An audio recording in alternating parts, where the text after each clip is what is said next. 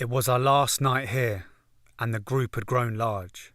21 strong now, and one golden rule unspoken in our minds. No one is in charge. We hay through the maze, a flock of fairies, unfazed by the midnight hour, feasting up the night ahead, pure forward in our mists. Base had gone, so we cashed out the ditch and flew on upwards. Our wings crack meters around, and nodding leaves keen of the path-setting trees melt into the trampoline dreams of the troop, dripping through, wanting to be part of the organic action, crowning the children with the forest's blessed sanction. And every time you think you're lost, you look up, in a packed heaving multitude full of many moving others to see, fairies festooned weaving, fairies breathing through the many, never so far away from you. It seemed you could never be too far gone.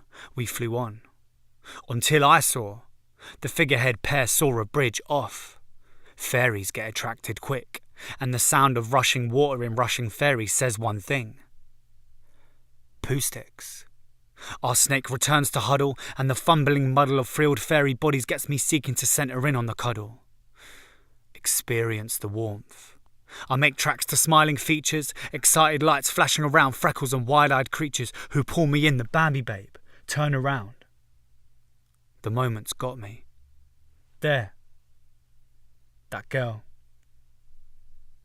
A fine, slender quality on the path we just swayed from, resisting the flow of the majority body, caught up in something else extraordinary, whether she knew it or not. Catching me too. Caught. There was a symmetry. Looking up at this big world you'd found yourself in, a third lost, a third entranced, a third couldn't give a shit, rolling up a new pace, a new dance. The sparkle in your eyes, wildfired the sparkle in the skies. There was a symmetry, and through them all I could see it. A symmetry. No, it was more. The sparkle in your eyes fused with the sparkle in the skies and burned across the crystal lake, and it was perfectly formed. A triangle of 3 times the beauty I'd firstly credited the one perfectly slender form. You were more. Is she with anyone? I think she's alone, you know, and you triangulated me, gravitated me, ingested me. You were so insistent that face held me into movement. And I had this feeling, with this quality mobile home we'd made. See, we'd gained valuable ability. We were strong enough a home to home the not quite strong enough and alone. Stable foster home we could be. See, just an hour before we became animals on all fours. Imagine that. Fairies turned dogs, feeling down the sides of a wet bank, sniffing for some wallet that one of the 21 had on the ground mislaid. Behave. Getting down on all fours for a wallet that ain't yours. This ain't the world our parents made. But it was there. 21 fairy creatures combing the grass to find a part of the art. 10 minutes of selfless searching later, I went up to one of the fairies and said, "Mate, your wallet's gone." Every other fairy stayed seeking low, whispering the late night grasses. "Just stop. What was in there? Think." He mumbled. "There was some money, some cards, my driving licence. We've walked yards and I can't find it." Frustrated cat. On that crack the youngest fairy wondered up Marie. "Look around, Jack. What do you see?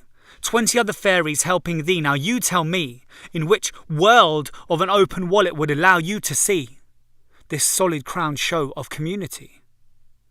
Pause. Try again. "You've gained more in losing the wallet than you ever could with 3 times the sum of its contents. We have to put our money where our mouth is." "All of us have muddy fingers now." Pause. Hopeful. "Understood."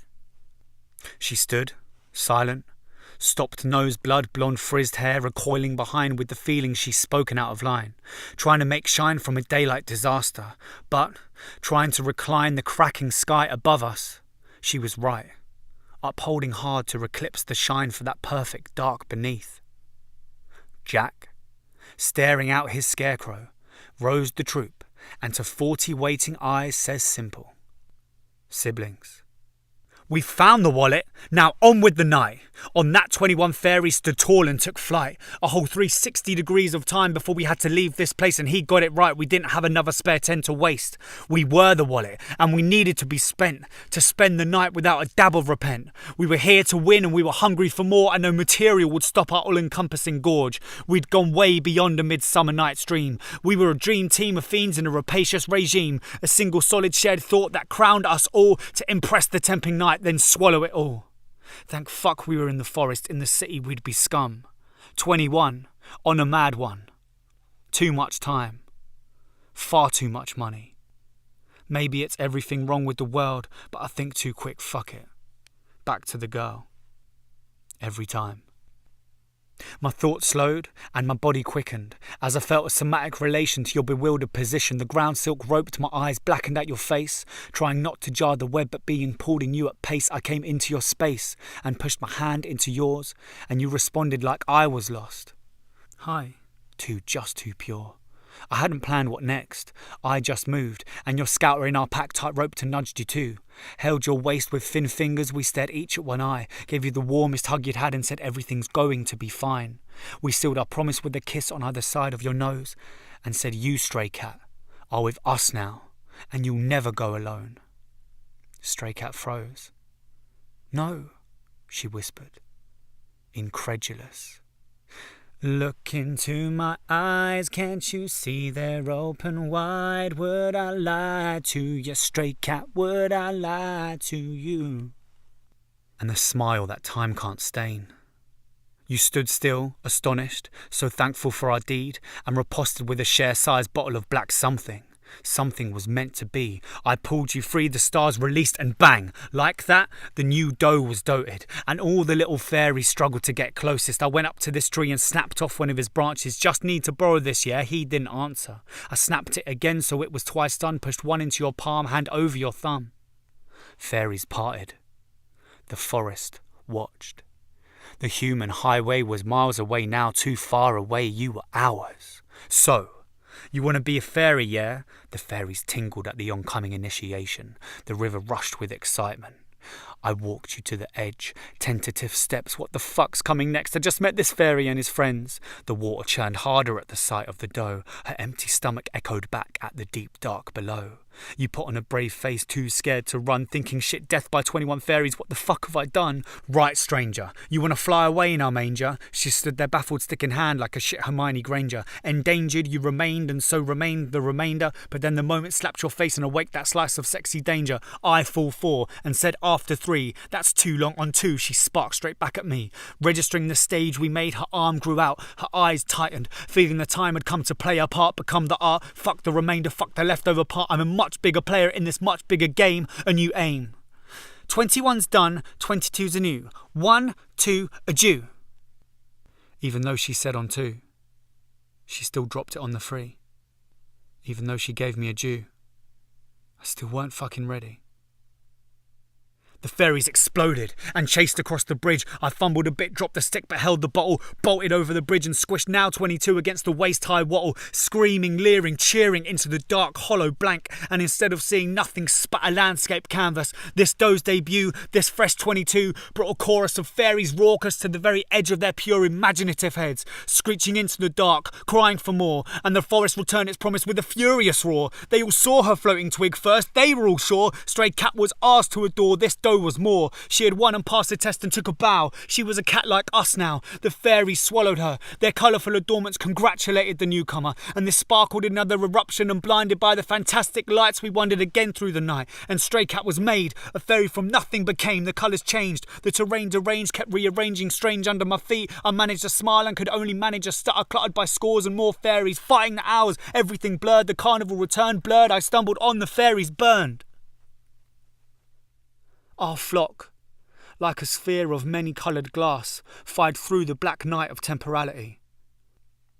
Catching flies, eclipsed eyes, we heard more than the chimes at midnight. Little bodies clawing on past bar-swung heights. As the hours raced our circle down. And there she was, bumbling along, catching the state now belonging again. Oliver, in our gang of thieves of the night and soon to be day, no stray, her bottles sprayed. Whatever we got we share, we suck the air, our cares were never there, no weights were here, paper trails fluttering like moths high into the glare. Our brand new 22, cribbing the fostered child with more than ease. Intrinsic, liquid cribbing. Babe suckling nature on the right side of innocent, on the left side of innocence. Mouth corners dried from surfighting like chunks of desert earth. Another half an hour gone and our vermiform had never looked so stable. We'd petered out a bit but found a nice warm refuge, a perfect place to make a base, so our pack could evolve across the landscape and feed their better desires, knowing as long as they'd remembered which way they'd ventured, they could never decay, would never be stray, could time and time again relay what from the night they'd gained. In madness, peace.